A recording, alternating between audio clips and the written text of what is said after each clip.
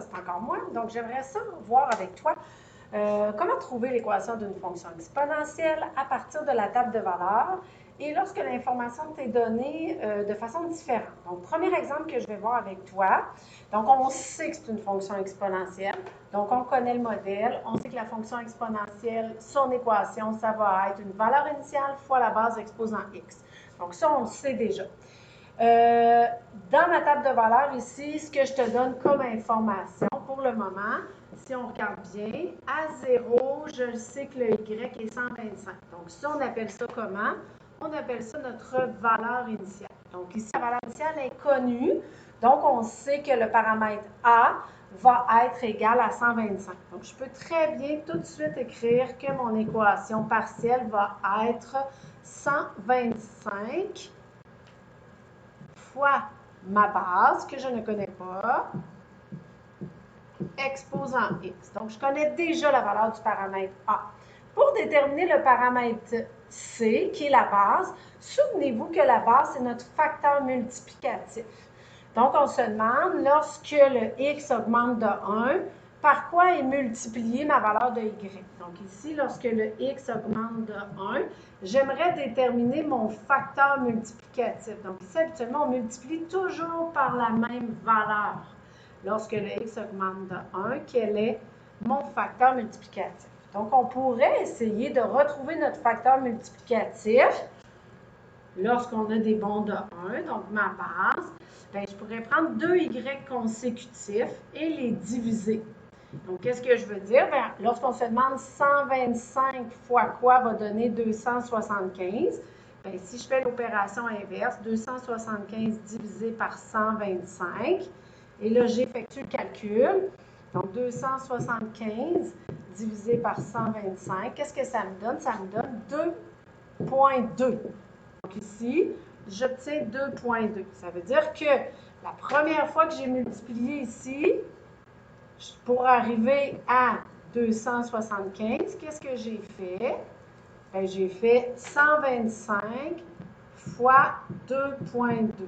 Vérifions voir si c'est toujours fois 2,2 qui a été exécuté à chaque fois que j'augmente de 1. Là, ici, je mentionne que les bons de x, c'est toujours des bons de 1. Donc, ici, j'ai fait 1 fois 2,2. Donc, si on observe, oups, c'est pas ce que je voulais. Donc, si je prends ma calculatrice, c'est ce que je voulais. Donc, si on observe sur ma calculatrice, vous voyez, je vais la placer ici. Puis, je prends mon 200.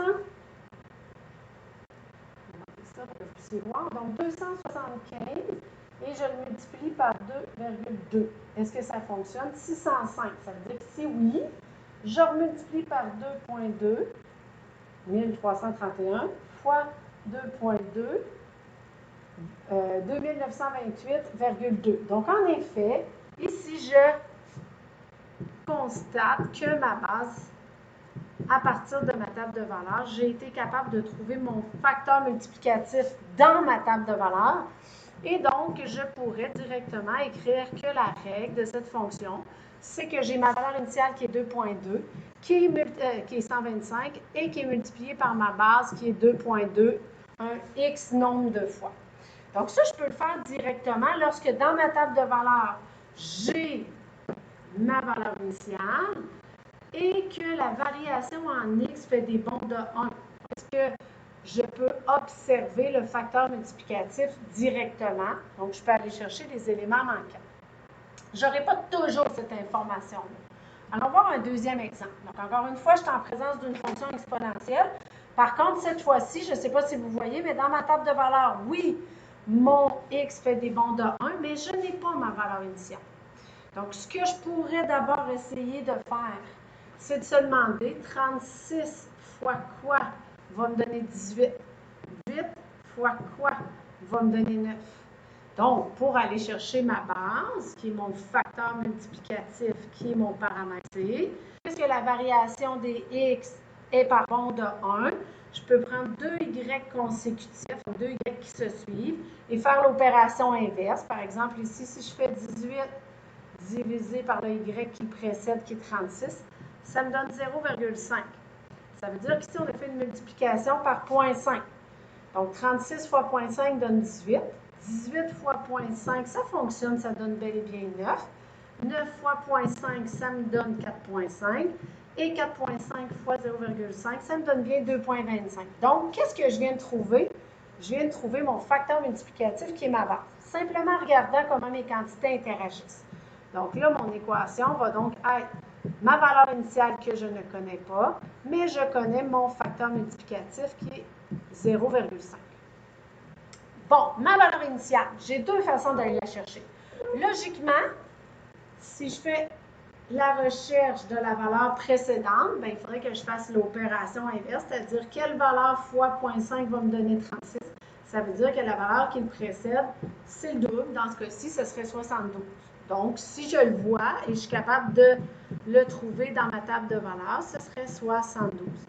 Par contre, si je ne peux pas le faire dans ma table de valeurs, ce que je pourrais faire, comme je peux toujours faire dans toute fonction, c'est de choisir un point, par exemple le point 3,9, et remplacer le x dans mon équation par 3 et le y par 9. Et si on isole, on devrait trouver la valeur de ma valeur initiale. Donc, allons-y. Donc, si je remplace le y par 9 est égal, supposons que je ne connais pas ma valeur initiale, 0,5 exposant 3. Et là, on effectue les opérations.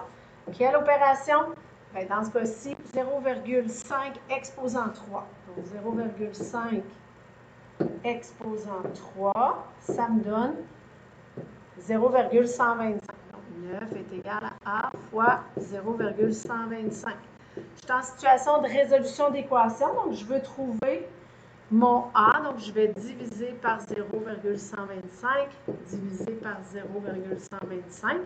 Et si j'effectue cette opération-là, 9 divisé par 125, c'est bien fait, ça me donne 72. Donc, je peux le trouver aussi en remplaçant par un point, ou si c'est possible pour toi, de faire la recherche dans la table de valeurs. Ce qui veut dire que l'équation de cette fonction, c'est 72 ma valeur initiale, le facteur multiplicatif c'est 0,5 exposant x. Peu importe la situation, il faut toujours que tu mettes du sens à chacun de tes paramètres. Le paramètre A, c'est ta valeur initiale. Donc, si elle est donnée, tu la prends. Si elle n'est pas donnée, on va tenter de la trouver. La valeur du paramètre C, c'est ma base. La base, c'est le facteur multiplicatif. C'est la valeur qui est multipliée ici. Donc, on est capable de le retrouver. C'est sûr qu'il y a des situations où c'est plus difficile d'aller chercher ces deux éléments-là. Je vais voir ça dans une prochaine capsule.